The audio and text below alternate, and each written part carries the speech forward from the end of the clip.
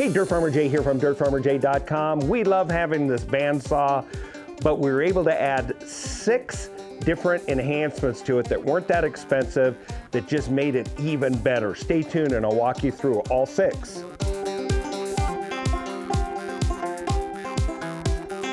Hey, Dirt Farmer Jay here from dirtfarmerjay.com. As I said, I love having a great bandsaw. It gets as much use around here as the table saw does. But as it comes from the factory, there's some great aftermarket enhancements you can add that don't cost that much and really jump up the performance of the machine. Let's go through all 6. Number 1, take a look at this over here. The power drive on this used to have just a regular V-belt. We upgraded to this type of link belt that you can purchase that is just interlinked, stronger, doesn't have memory, and boy, does it transmit the power. You just simply take it apart, adjust it the length you want, get it onto the wheels, and that is enhancement number 1. This cost about $30 to $35. All right, the second one here is this crank handle. Now, what was up here before was this star right here that was pretty close to the top, very hard to reach up in the top, hard on the wrist, and not a lot of leverage. Replacing it with this crank here, and this happens to be a bighorn crank handle for this adjuster. You can go to the link down below and to find where you can purchase one of these, but check out this link above me for the full install of this and the video episode we did on that. You can see how to do that. The third enhancement is replacement of this stock spring with this Carter, what's called a Cobra coil. Very inexpensive. You can look at the link below and find out the price on it. And you'll find that this really jumps up how much lift pressure you can put on this when you adjust. Every time you screw down like this starts to lift up indirectly through the spring.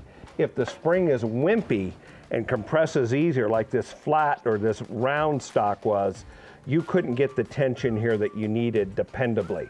So that's a really inexpensive and quick enhancement. All right, improvement number 4, urethane tires. The original tires that came with this machine were rubber. They dried out really quickly, cracked, and as a matter of fact, one of them flew off once when I was adjusting this. I was able to get these urethane tires from Sulphur Grove Tool, and this is the size on my particular machine, 16 by 1 by 1/8. And these things are really tough, but they also take a special mounting approach. And Sulphur Tool or Grove Tool says, please don't boil these or heat them. That weakens them. There's a better way. Check out this video that we did showing how to put these on using some common materials in your shop safely, effectively, and after you've got them on, you need to kind of run them around to get these to be all level. You can end up with a lot bunched up on one side, thin on the other, which causes a lope or a rumble. So there's a tip in that video as well that shows you how to do these. These range in different prices. Go ahead and check out the link below and you can find out what the price is for your machine. But I would say it should be anywhere between $30 and $50 for this upgrade. The 5th enhancement to this bandsaw were the guides or the blocks that go in here. These are the stock blocks. As you can hear, they're metal, they're hardened, and they work relatively well. You have to adjust them so they're riding right on both sides of the blade, but slightly behind the teeth. But these are metal, meaning that they're gonna have increased friction compared to these composite blocks. These are Olson Cool blocks, and they're made of a compound that's slippery yet resilient.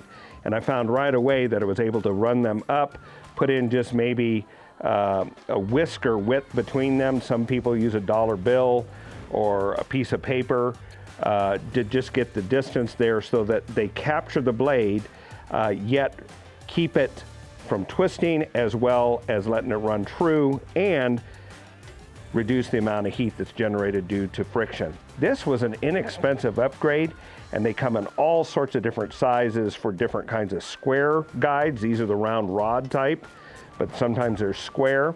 And this was about a $25 upgrade overall. and really improved it. So give them a shot. And finally, number 6. Now this is actually a tip I picked up reading through a recent edition of Fine Woodworking. One of the ongoing contributors there, Michael Fortuné, spelled like fortune, but I'm pretty sure it's Fortuné, has this on his bandsaw that he did. Has a very similar guide and model to mine. And what he has is on this right here, using the bottom edge of the cover as the distance here. When you set these in different heights, it tells you the distance between the woodworking or the table of where you're going to set the wood here to the underside of the guide, plus a little bit of more clearance. So of course all this we did here is simply create a ruler, roll this up and down.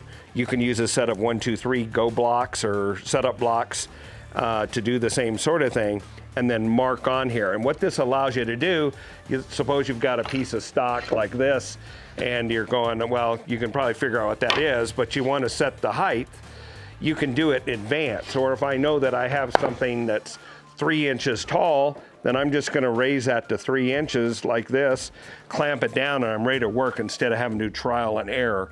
So it's just one of those little things that really speeds it up. I thought that was really clever, and I made liberal use of it. Hey, I'll tell you what, I'm going to just throw one more little tip in here. It isn't really an enhancement, but you really should have one of these, and that is a magnetic base lamp. There's nothing like having proper light on the job to see exactly where you're cutting, especially if you're doing detail work, or just make sure that you're not getting drift or anything like that. Having a light like this is just a great way to go, and you should have one. I mentioned earlier the installation of this bighorn crank and gave you a link, but if you're still here, you didn't click on that link. But if you want to see it, check out this video where we go into detail about how to install that, how it fits, and how to adjust it. And while you're at it, check out this other video that YouTube has chosen from our library that they think is your perfect interest. We think you'll like it too. Hey, until the next time, this is Dirt Farmer Jay from dirtfarmerjay.com. Really enjoying this bandsaw.